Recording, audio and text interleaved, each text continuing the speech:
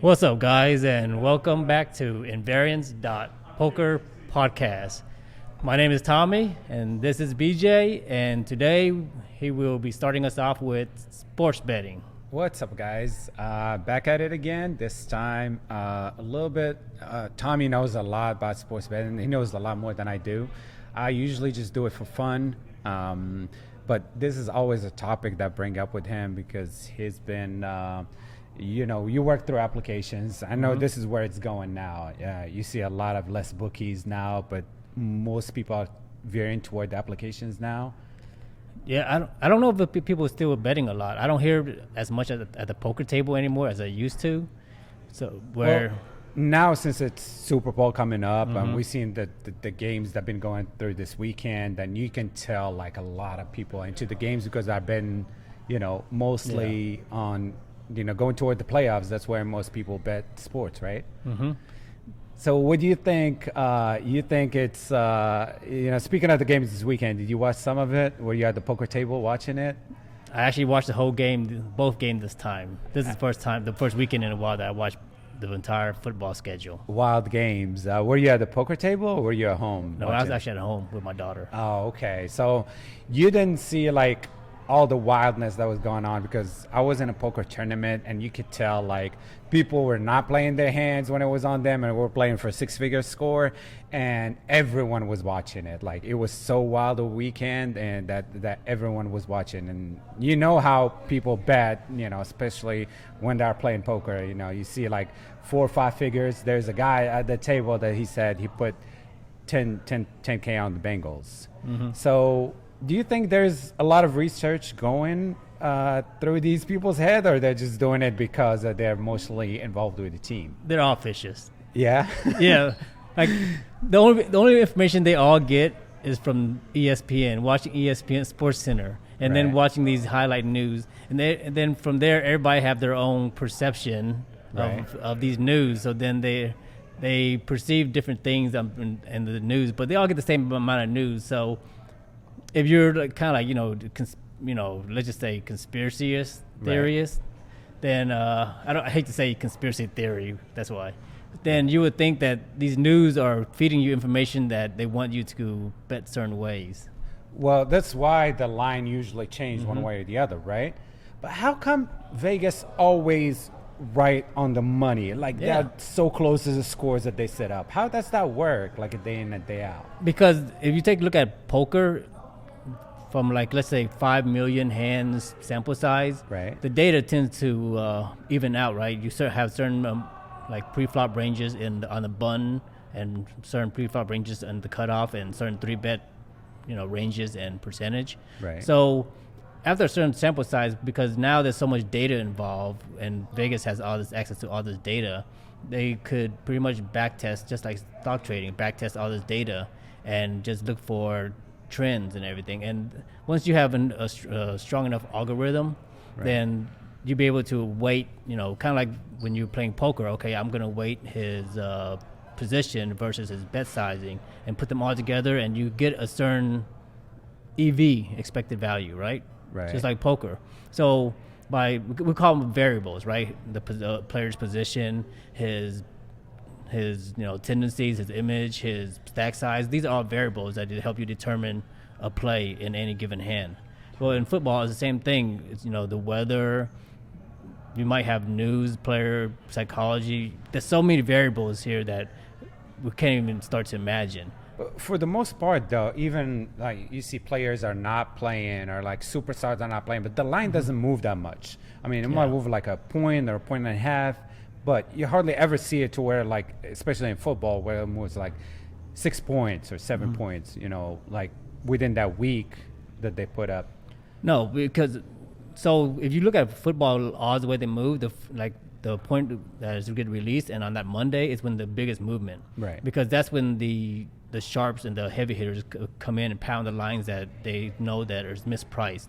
Right. And then from there, it kind of flattens out. So a smart book like Pinnacle.com, what they used to do is they would give out their lines to the sharps, knowing that these sharps are going to pound any mispriced odds, and then they would adjust the lines accordingly. And from there, then throughout the week the fishes start betting, Right. and then the lines that have already moved have already adjusted already. Now there might be some kind of news throughout the week, like Right. an offensive lineman that get hurt or something. We use football because it's the easiest to understand.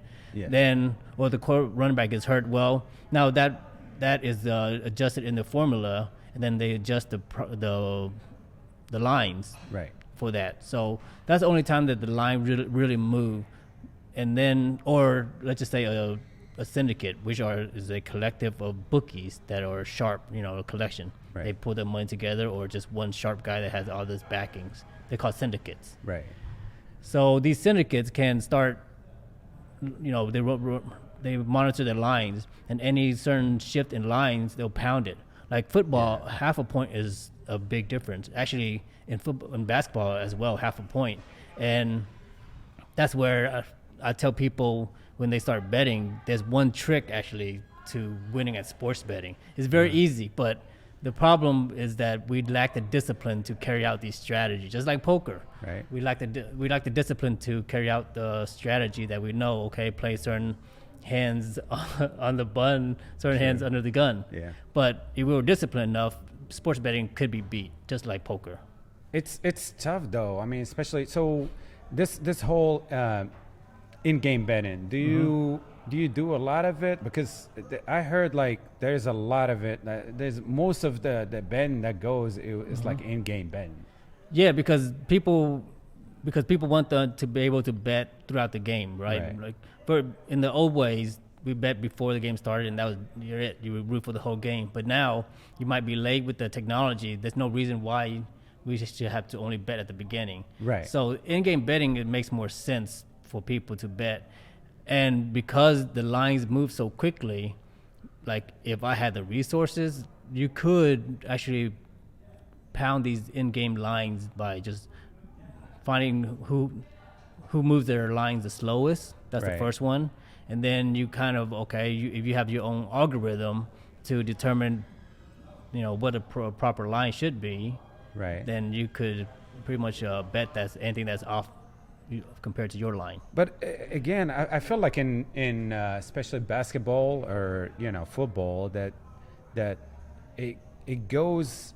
There's like a little runs, right? Like especially in basketball, like a team will run or like go on like a 15 to 2 run, or like 10-0 run or something like that. So those lines, they could actually hurt you whenever you're betting in game, because the momentum with this team is you think that are gonna keep on scoring, and all of a sudden it changes. I feel like mostly I feel like a good way for people to bet in game is if they feel like they're hedging a game, right? It could be. There's many reasons why to bet in game. I mean, but in game, I think the lines, if you could catch the lines, is probably the weakest, because the data move too quickly for Right. the bookmakers to catch up. So the bookmakers most likely have a certain algorithm that's already, dishing out lines based on certain things already. Right. So- And I'm sure like people what people are betting on, like if there's one side that people are betting on a game, then the line would shift to the other side, so the bookies are not going to be stuck with that, with those people that bet in just a certain team. Well, the problem is that it is different bookies have different player bases, Dallas players, or let's just say Cincinnati players. Right. Well, their line, the volume of bets going to be different based on those True. area. Yeah. So then your bookies, you're not going to move lines based on certain groups of bettors. Right. That's Because- true. Just the because- heavy hitters. Yeah. Like, yeah. So lines don't move because of local players or retail. We call them retail. Like you and I are Right. retail bettors. Like Right. we're the fishes. Just like Yeah. stock trading, the retail or the fishes. Right. I mean, it's a part that I only do it whenever like there's some friends that are like, they don't know what they're doing, but they're super lucky. They come up to you and they tell you, hey, I want to, like when I was in Vegas, someone will call me up like, I'm coming up to town this week, can you bet this and this and this for me, like a 3-team parlay or something like that. And they hit it a lot. I mean, I don't think that's a good way to gamble, and especially if you're hitting like 3 or 5 team parlay. That's tough to hit, man. No, it's kind of like poker. Like, Right. like poker's everything's about EV, expected value. Right. So when you're making parlays, you're pretty much making a negative EV bet. Yeah, it's definitely. like getting your money in behind all the time. Right. And of course, you know, a bad player is getting it behind, gonna go on a hot streak where they keep getting it. Like I've been getting wrecked. Like today again, somebody caused an all-in 3-bet pre-flop with like 4 or 5 suited and being straight. It's TCH to you. Yeah. Well, that's good poker. Can't complain there. Right. But you know those calls long terms will not pay out, right? Yeah, And as a poker absolutely. players, we know that. Right. But as sports bettors, why don't we know that? Or do we know that? And why do we still make negative EV bets? Are we just like fishes? I think because like a lottery, like you keep on betting like this small. I have, one of my brother's friends in Spain that always bets soccer, right? And he picks like some teams are like the second and third division Brazil that he knows nothing about, and he parlay into with 2 or 3 teams that he picks, right? And he just wait on that time where, you know, he bets like 20 euros or, you know, like $25 to win like $1,200, you know, $1,200 or $1,400. So he just hope for that day when he's going to bet small and hit big. And that's what parlay is. Like, you're not going to hit it like most of the time, but the only time where you're going to hit it is just going to feel good. But you're still down, you know, in your lifetime, right? Mm-hmm. Like sports betting is also a litmus test of self-honesty, right? Kind of like poker is also a litmus test of self-honesty. How good do we think we are versus how good or we actually are? And most people, you know, they think that they are better than they actually are. It's a form of delusion, right? Self-delusion. Well, sports betting is also the same thing. If you talk to everybody who bets sports, they know some things. They know every bet. They know something. It's not like, oh, nobody goes, man, I don't know anything here. Right. I'm just gambling here, and like most of the time I'm gonna lose. But you know, I'm a fish, and you know, I just want entertainment value, and here's my money. But you don't hear anybody say that. I say that. Yeah, it's true in a way because it makes you really watch the game. So when I'm sports betting, like even if I have no interest in the game, like you don't really, you know, rooting for one team or the other, you watching it, like you're watching every play and you're invested in it somehow. But you know, versus where like if I'm watching a game, maybe I would look up and I would just see the score, and you know, or if I hear like some commotion going, then I look up and see who's scoring or something like that. But outside of that, you're really not emotionally involved unless you put money or that's like your favorite team that you're watching. If that's the case, that's legit. Okay, watch it for entertainment value. But most people bet they don't watch the game. So that's true. So that sports true. betting is probably one of the biggest life leaks that most people have that they don't realize it. Right. And because everybody bets sports, people use that as a logic now for, hey, I could bet sports too. And if people actually learn how to bet sports correctly or stop betting sports, right, their financial life probably improve a lot. Because my life did I had 2 different ways of betting sports. I was a professional and I was the gambler. And when I was the gambling sports bettor, man, my financial life was a wreck. I could tell, man, because I have some friends right now that will hit me up. They're like, "Hey, can I borrow $500? Because I had to pay the bookie like $500 this week and stuff like that." But like, why do you keep doing it like over and over again if you really know that you're bad at it? Like, I mean, I have these friends that like always come up to you. I'm like, "Hey, bet on this game, bet on that game." But I mean, I sometimes do it because I feel like that, you know, if they're really lucky, I would do it with them. But you know, for the most part, I know they're like losing players. Otherwise, why would they just come up to you and tell you their secrets for free, right? It's human psychology because of number one thing, FOMO. Right. Because here's the thing is, okay, like I've gone through this many times when I was a DJ and sports bettor too, is that you're not going to touch any games and everything, and all of a sudden, newsflash or something, some player's injured. And in the back of your mind, you're like, man, this is a lock. Yes. Like, I don't want to miss out on this bet. And the time, you know, there's a few times where you're right, but most of the times that you're wrong, you don't remember about it. But the times that you're right and you don't bet, you're like, man, I missed out on it. I was right. Next time, man, I'm not going to do this again. And next time, this FOMO is getting bigger. And then that's when you just like, I'm going to bet. It happens it's the same cycle. And then, of course, you might hit the 1 or 2, but then you lose and you're like, then either you know what, man, I'm done with this. Or you lose and you're like, man, I just got unlucky.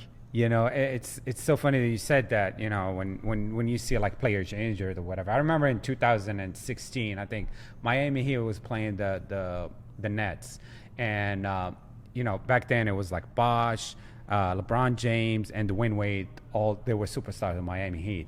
So for some reason that game and New Jersey Nets was like the worst team in the league, and for some reason that game the line was like, I think it was like 12 or 14 for Miami. And all of a sudden, right before the game, you know, they said Bosh was injured and they were going to sit down LeBron James and Dwayne Wade. They were all going to sit down. So the line, you know, moved so quick, but I bet it like way ahead of time, that there is no way they're going to win by 14 points, right? Because they're going to, you know, they're sitting all their three big guys. And you know what? And the line moved so quick, so it was like, you know, Miami Heat -2, right? So it was literally like a flip. And still somehow Miami covered like that whole 14 point or something like that. So you can tell that there is kind of a little bit of rationale in betting and stuff like that.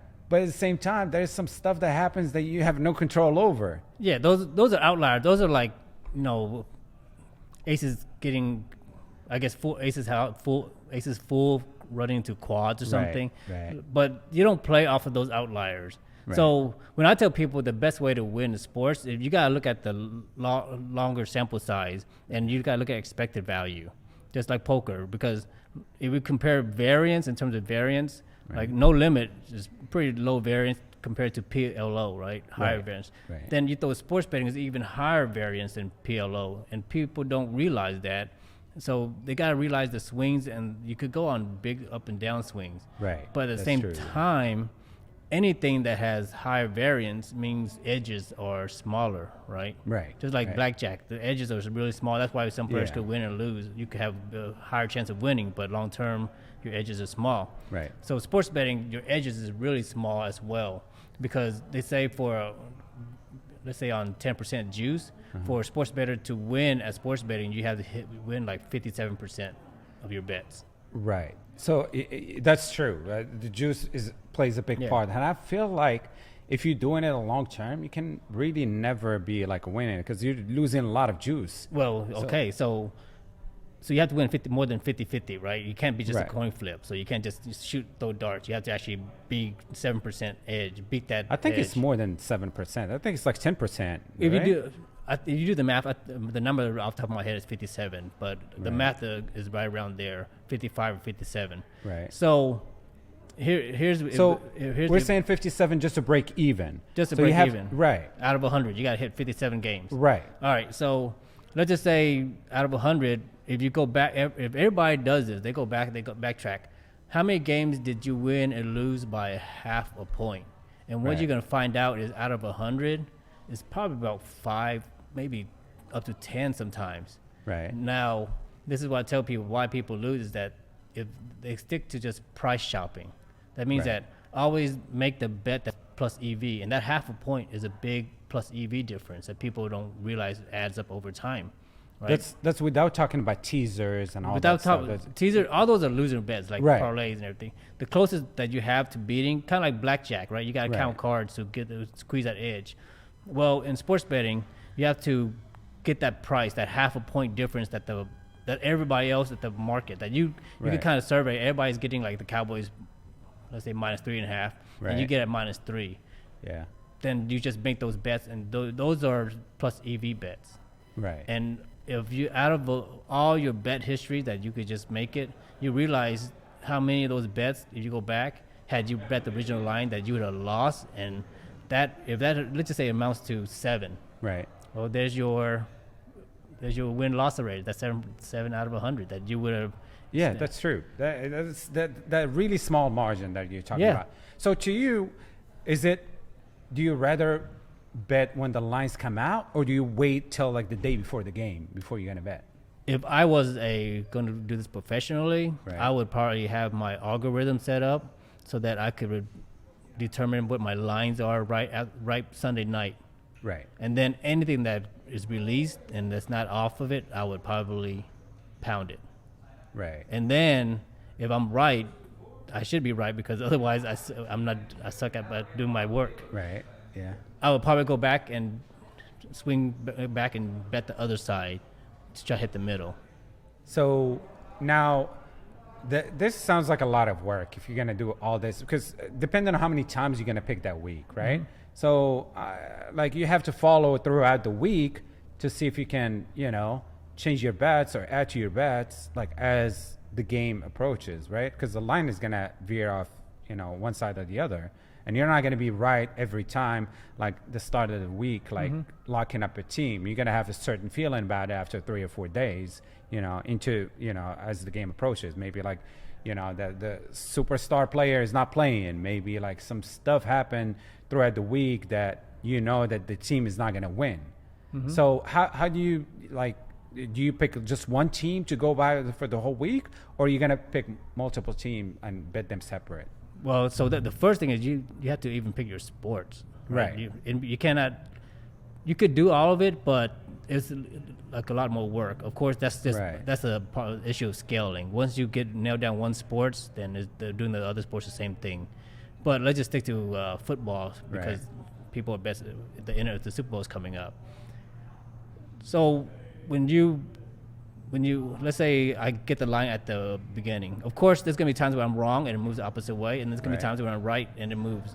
But if I'm trying to play on the movement, right? Because otherwise I could just stick to my line that I bought. It's kind of like buying stocks. Sometimes you bought it and it went down and it went up, right? But you're just gonna stick to holding it, or you could hedge it by saying, having your algorithm program so that if it moves a certain amount of way, you stop you put a stop loss, by betting the opposite side. It's like trading, because when I had my bot, this is all trading. Right. It's just assets, and it's kind of like options added. Like you're buying and selling option contracts, and once the game is over, just like a certain date, either you win or lose. Like So this is no different than options. Right. So the way I looked at the sports betting is I look at it as buying options and selling options. I don't look at it at teams or anything, and I just look at for value. So one more question I need to ask you. So if you listen to sports radio, right, like, you go to the commercial, and then there's a commercial saying, hey man, call this number, we got the lock of the week, we got these 2 games, we're gonna give you these 2 games and stuff like that, and so those people that advertise in sports radio, like, I was the fish one time that I called that number, right? And I was like, you know what? I need to find that. They say there is a 2-game lock for the week and stuff like that. So I called them. And they don't just give you the sports team that's going to win that week. They ask you, hey, what's your full name? What's your address? What's your phone number? They want to get you to load up. Yes. On that 1 week. Right. And then they would not give you, if you're just like, no, I just want the lock of the week. Like, the 2 team, they would not give it to you. They will, and if you hang up on them, they will call you back, and they will call you back like many times in a row, just to find out. So is there a strategy to those people, or are they just like... You don't know this. So this is like the oldest game in the book. Like we call them the scandicappers. Right. Like the handicappers are scams. Like, this is a business that's it seems to me, obviously, big, that it's going to keep going over and over, and there's always going to be fishes that feed into them. Right. Like people that... So my story is, of course, I've been through that before, where you go on a losing streak. You're like, you need a win right now because you got to pay your bookie next week. Man, I need a lock and money. And then, of course, you hear this advertising, Sunday night football, lock of the week, 10,000 diamond. Like, right. So, of course, you're going to like, man, your psychology is like, because you've been losing so much, like, I cannot make my own pick, but I need this win right now. Right. Because, this is the last game and I don't want to pay my bookie tomorrow. Right. So you call in, and of course, these guys, the way they operate is they give half their clients one side, the other half the other side. Yeah. So no matter what, I've kind of heard that before. Yeah. So no matter what, you're gonna have half disappointed and half gonna win. Right. 50%. Yeah. Yeah. So the win, they're gonna come back like, okay, well, they made money from it, and then they're gonna get more business from them. Right. The lose, what they do is they call back like, man, it was a bad beat. Right. You ready to load up on Monday Night Football? All right. We got it. Like, you're not. Then they start going, man, you're not gonna back out now, are you? Like, we were so close. Like, They start messing with your head and everything. So this is a business that people. It used to be like a 900 numbers or something. Yeah, it's still right now on It's like the a 900 number, like a pre-recorded message. Right. Well, no, they answer the phone now. Like I said, I called like 3 years ago or something like that. But they answered the phone. They were like, "Yeah, can we get your credit card number too?" And I was like, "What the hell? I'm just calling for the luck of the week." I mean, I didn't know they have to go through all this stuff. But that's exactly what I heard. I heard they give like 50%, to one side and 50% the other side, and then they follow up with the winning side. They're like, "Hey, we made you money, so now let's keep on going." And now you have to pay them, right? Because they made you. You already paid them money ahead of time already. Oh, I didn't know that. Yeah, most of the time, because back in the days, these 900 numbers, the fact that you just call them, they have a preset price. So, so what the business did was most of the time they had a pre-recorded message. You call in, you get charged your phone bill, and you hear the message, and you get the pick. Yeah. But now, I guess these businesses have evolved so much. I don't know how far these candy cappers have gone now. Yeah, I know this used to be like this professional poker player. They used to do it. They used to play big tournaments and stuff like that and turn it into that now in Vegas. But I guess he's still making it because I still see him on like the 10,000 buy-in events and stuff like that.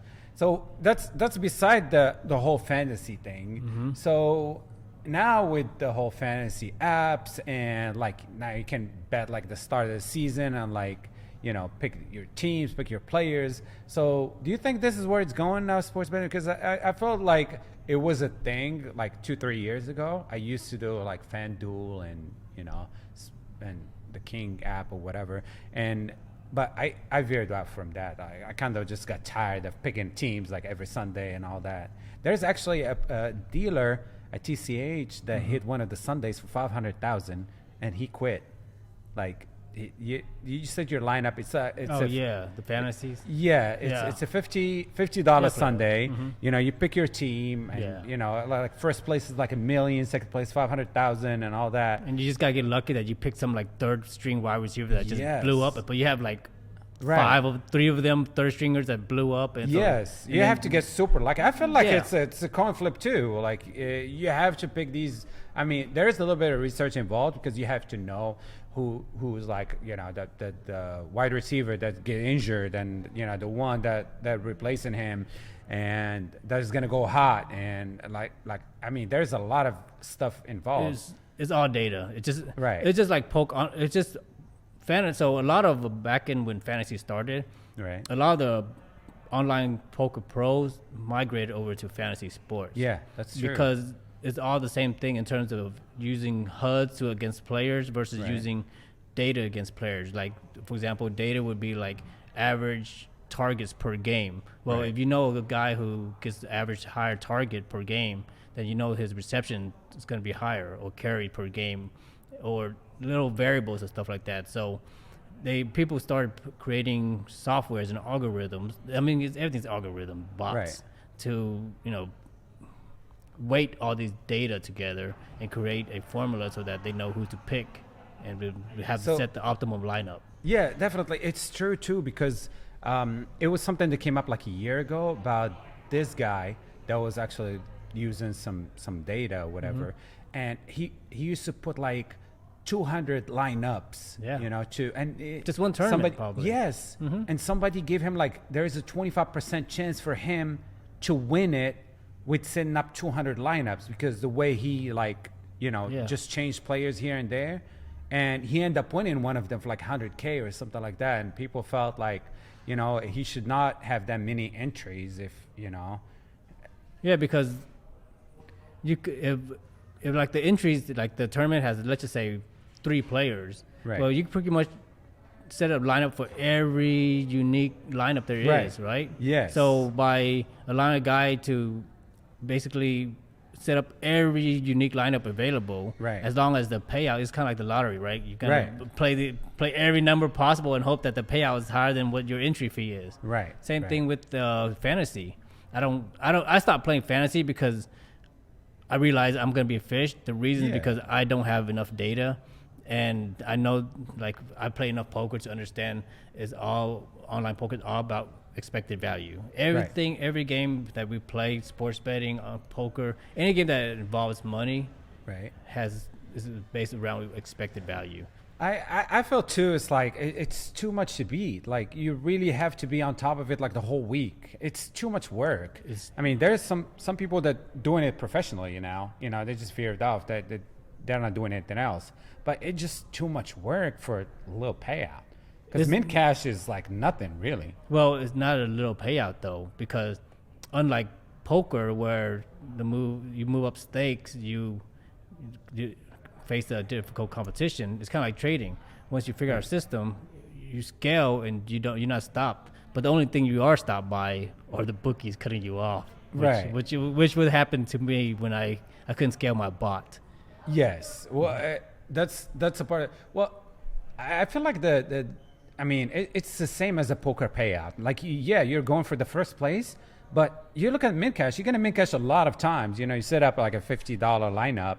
It's like a mint cash is like 70 or 80 or whatever. Mm-hmm. So you're gonna have a lot of mint cashes. I mean, if you get lucky, you're gonna get that mint cash. You're not going for first, second, third, like the top 10 prices where all the big money is.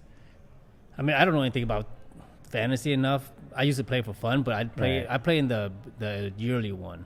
Right, but right. I can't tell if it's more popular now than sports betting or not. Like, I feel like sports betting in general is a lot more people bet it. Right. But they don't bet as much as they used to anymore. That's true. So I don't know if that's the case or not. But again, sports betting is a worldwide thing, right? Mm-hmm. It's like every country. I mean, fantasy, I don't think it's that deep, all over the world. Here's where I think the evolution of this sports, you could say entertainment, goes, right? Right. Because once VR technology and metaverses becomes really mainstream, where we put on lenses and the players are right in front of us, well, that's fantasy. It's a lot more interesting then. Right. So here's another thing. So you hear a lot of betting about esports now, right? Mm-hmm. Like these guys are sitting there playing, whatever game, and you can bet on like one side or the other.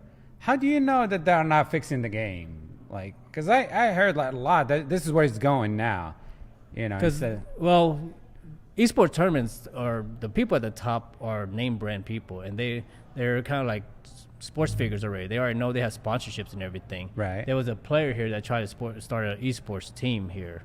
So before, I guess, I don't know what happened. The COVID and everything fell apart. Right. But I actually looked into it. Basically, you could start esports, and then you could start a whole like guilds of players and everything, and you could get sponsorships, and there's a lot of expenses though too, right? You have to travel for tournaments, and you gotta train them too. You gotta buy hardware. Hardware. So esports is actually a pretty big business. I don't know. I don't think they're ever gonna outbeat real sports. Right. I feel like it won't. Like it's so hard. Unless the generation, because our generation grew up, in physical activities, playing outside and everything. That's true, yeah. Our kids and everything, they don't have that much physical activity. They're more gamers and everything. That's true. So, a game of football and tennis and volleyball might not be as interesting to the next generation of kids who'd rather play Fortnite competitions and everything like that. Right. So speaking of these apps now that coming out, like Caesar coming out with an app like for sports betting, MGM just came up with an app too, and they're really trying to push it. When I was in the World Series, they're like, bet $20, you get $50 back. MGM is giving you like all sorts of drinks just to download the app. They just want you to download the app.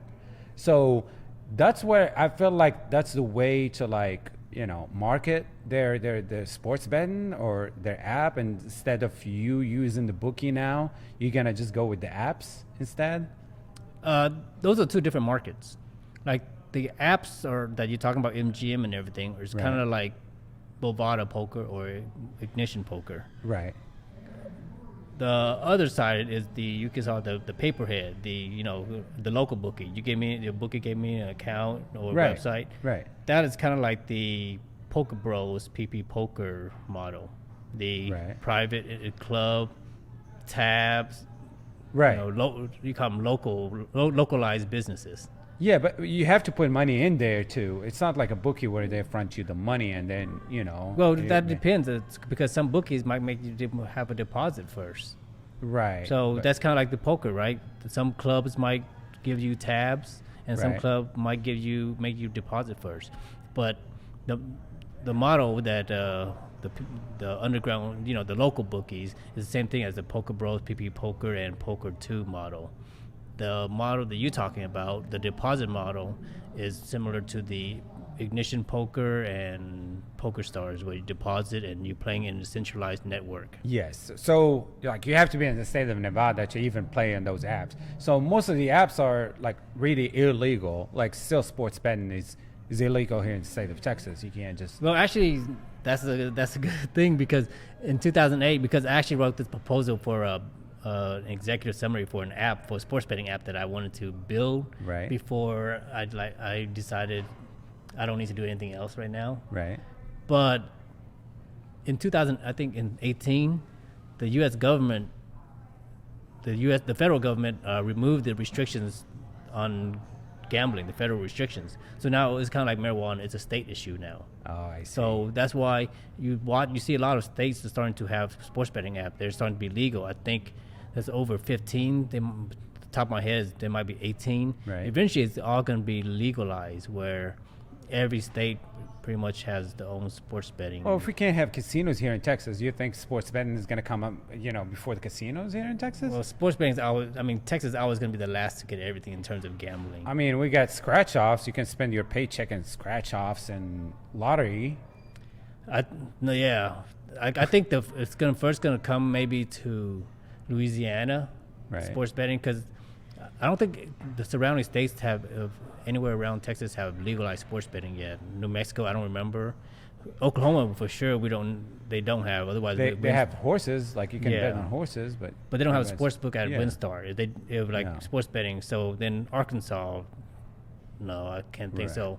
Louisiana would be the closest, because they have Shreveport, and they have, you could say, sports betting schools. Like Right. they have an economy that needs survival, and I think they would gamble on having sports, just like they would be the fire.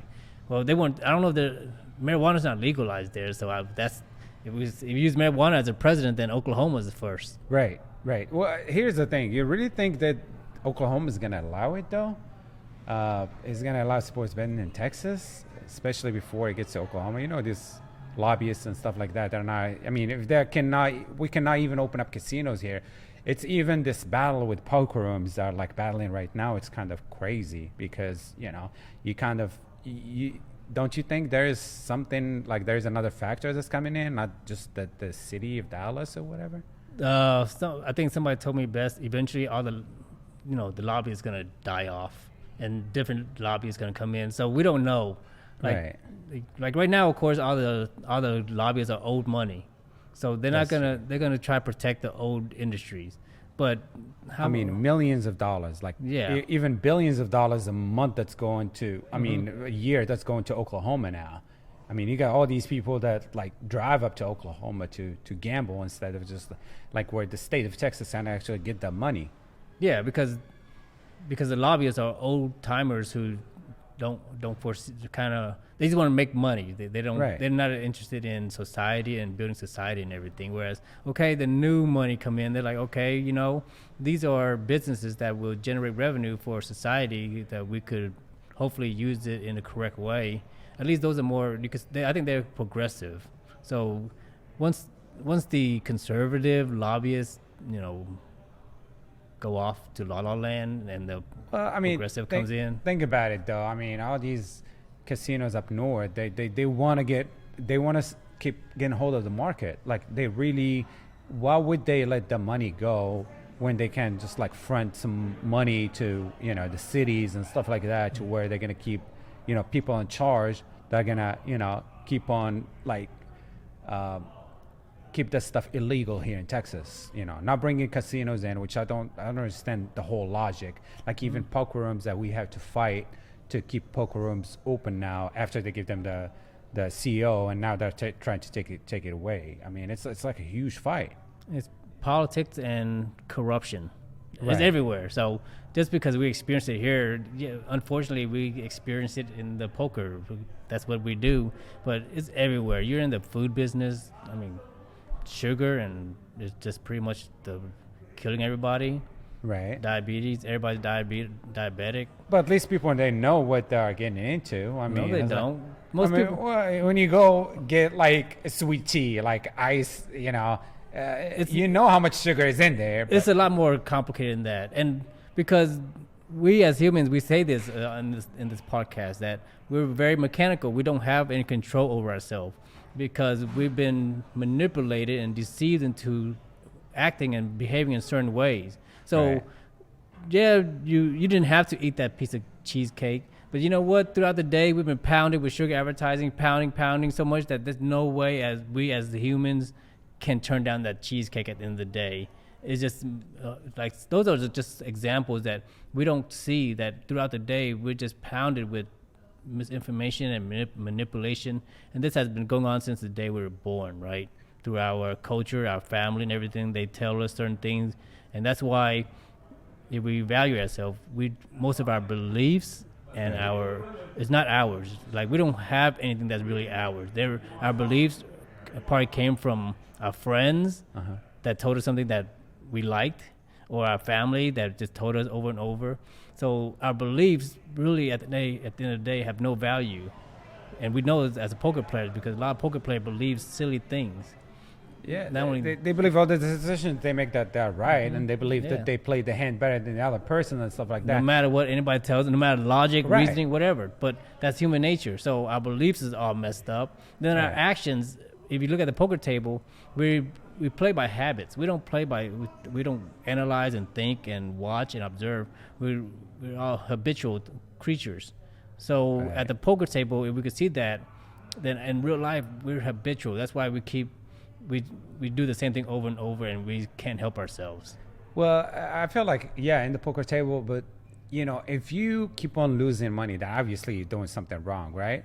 I mean, if you feel like you're in spots where you always like come out empty-handed, like, yeah, there is bad runs. You're gonna hit those 10 sessions where, you know, it's gonna be awful, whatever. Some people hit 2 months in downswing, but again, if you're like the whole year or 2 years you're doing something where you're losing money like all the time, then obviously, you know, you're not doing something right. Like, whatever your belief is, you know, it either has to change. I feel the same way in tournaments. Like, I feel like I get in spots where I learn from them. Like, hey, I ran so deep in a tournament, but I didn't finish it because I got in a spot where it was a little dicey that I gambled. This weekend, we were deep in a tournament, and it was like 22 left, and I got it in with, you know, it was a raise on the button, and I think I had like 22 bigs with pocket eights, and it was a pay jump, like over $2,000 pay jump, where, you know, I decided to shove, which is kind of, you know, it's a normal play early on in tournaments. Like, yeah, versus like button open, you really want to jam those pocket eights, those any pocket pair. It's fine as far as the play, but you know, when there is like a over $2,000 pay jump and you're like from 22nd to 21st that it's pay jump, it's fine just to actually, you know, see a flop and then, you know, take it from there. You can outplay them. I mean, especially you're really not that deep, but they might see a flop. In this case, he had pocket queens. He called me, and I was at the tournament. But I feel like I can play that spot a little differently, especially when there's a pay jump like that. So there is ways to learn from, you know, things as you go, and like, you're doing something obviously that wasn't positive EV, right? But people don't learn. Why is that? I mean, in the long run, especially if you're doing this for a living or you're trying to do it for a living, you know, you gotta have to learn at some point, right? Well, no. Some people die never getting better at poker. Most people never get better at poker. And you know what? This is so sick. If you see like some stuff on like Reddit or something like that, like there was a story like a couple months ago about this guy that he went to his girlfriend's Thanksgiving, you know, party. It wasn't a party. It was like a weekend, right? And he was just building himself up, telling the girlfriend, because his new girlfriend, he's a professional poker player and all that. He plays online, but in reality, he delivers pizza for Domino's, and now he's stuck on a weekend in front of a computer, and he's telling that he's a professional player, and the girlfriend is, building him up in front of the parents and telling him that he wins a lot. Now he needs to get out to go deliver the pizza. Now he's stuck in a computer, trying to so you can tell where the lie is going.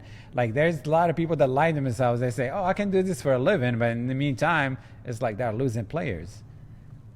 Well, here's the thing is that if people cannot even be honest with themselves at the poker table, how can they be honest with themselves in life? Yeah, I mean, it's the same thing as people that come up to your table about, hey, this is the luck of the week. Play this.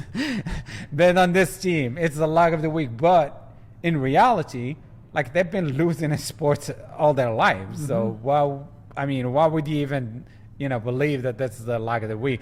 That's usually the people you want to bet against because, they're not winning anyway. So they don't know what they're even talking about in the first place. Sports betting, you could say, is pretty much, it shows where our tendencies and our psychology, there's obvious things that we could do to be better. Right. It's very easy, but because we lack the discipline and we just want to gamble it up all the time, but we go with our desires versus our. Again, you said it's 57%. You have to hit 57%. I feel, to me, it's like a coin flip, right? I might coin flip that 100 times, but I still win 60 or 65% of those coin flips, right? Well, mathematically, you only get 50, right? But what if you added in, where I suck at it, then you just flip coins, and then whatever side lands on, you go and price shop for that side only, and then you if you could find a half a point difference compared to everybody else, well, there you got a system right there for betting. So, do you believe that there's some people that bet in sport that are just lucky? I mean, I know some friends that they will call me. They'll be like, "Hey, put this." Courtney always tell me this. Whenever he's coming to Vegas, hey, I want you to put 1,000 on this team and this team and this team. And sure enough, he hits a lot of those. Every time he tells me that, I roll with him sometimes, and he hits a lot of those. So I really believe he doesn't do no research or whatever. He just look up the teams and be like, oh, this team is gonna win. Oh, I believe this team is gonna win last week or he heard about it. There is some people that are just lucky like that. They will just hit it. Well, because anything that has high variance, the bad players are gonna win more often. Right. So sports betting, we said, has higher variance than PLO. In Omaha, the bad players win more than they do in Hold'em. Yeah. Well, think about how much the bad players in sports betting actually win. Then. Yeah. They win a lot. I'm sure. I mean, there's some people that bet big that know.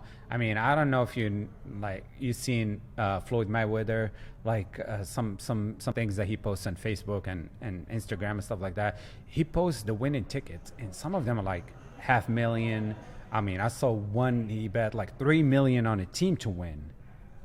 That's crazy money. Either you have some inside info somehow, or he's not showing the losing ones. Of course, he's just showing you the winning ones. But to bet that amount of money on a team is just insane. Amount is relative, right? For him, $6 million might just be standard one buy-in. It is true in a way, but it's still absurd amount of money to find that kind of action, right? Because that's what I always wondered. Yeah, like bets in those volume, publicly, no public business is going to take. Right. But who knows what goes underground? I mean, it's a ticket. He shows the ticket, so it's definitely from a casino, whatever. And that's probably the maximum they allowed him to bet anyway. Yeah. Here's what I'm interested in terms of the crossroads. I'm interested in how the sports betting business and crypto going to cross and meet, and how it's going to cement itself. Well, because you right now, crypto sports books, the concept's been around, right? But none has taken hold, right, of where you bet with crypto. So I think I think this is what's going to bring it the legal issue, because you can get away with a lot of things like and until they regulate, like government steps in and regulate crypto, which they're really trying to do right now. I don't think it's going to be really good for anybody, but if it stays unregulated, then all these sports apps, and especially like you see it with online booking now. I mean, not online booking, but online poker, where you can play, the sites that are not regulated here in the United States, and you can actually, send them crypto, and they will just, load up your account and stuff like that, and then. Again, you get paid with crypto. So it's easier for the money transfer that way, because most of the bank, they have it locked down. I mean, they know this is illegal sites and stuff like that. So even if you do, put in your debit card or your credit card or whatever, the bank is going to put a hold on it eventually. It's gonna send you a message or something saying like, hey, listen, you cannot be, transferring money, otherwise we're gonna close your account. This happened to me before. Especially on ACR now. So a lot of people on ACR. So now they're making it so easy to, like, with crypto, you can just send Bitcoin, like, you can get Bitcoin out. But again, like, there is that where you can get actually scammed whenever you get those transfers back. There is this poker player in Vegas that's really well known, and he won a tournament at ACR for like 100 and something thousand. I don't know if he won it or cashed, but then he got the transfer back. He got a message on his computer saying, hey, do you want to accept this or whatever? He clicked accept, and that money disappeared. I mean, you can actually go to like Poker News or whatever, and it's in there. So now it's like, there is more ways to get scammed, more ways for it to illegally be done. And who is going to be the victim? It's only you, not them. Well, all those ideas are going to be part of every business, whether it's crypto or, fiat money or bread or sugar or whatever. But because we have a tournament, the free roll is about to start. Yeah. I'm going to end it with this here, is that, about Decentraland, right? Mana? Right. They came out with a new concept now called Ice Poker. Do you know about that yet? No, I've never heard of it. It's actually a pretty good concept in terms of, like, so Decentraland, a company went in there and started called Decentral Games. Right. And one of the concepts they started was Ice Poker, where you have to have a wearable NFT in order to play in these daily poker games. Oh, wow. And these poker games the money doesn't come from winning each other. The money comes from challenges that you play and you accrue, like seeing the flop 10 times or hitting a straight flush. You get a certain amount of coins that come out at you. So these coins can be traded on the blockchain for money. So, okay. So in a way, it's a play to earn system, because there's no gambling involved. Right. Because these players are playing the winnings and losses, the chips, they only count as multipliers for your already earnings. But the goal of the game is to actually achieve certain results, like acquired, like we say, 10 bets.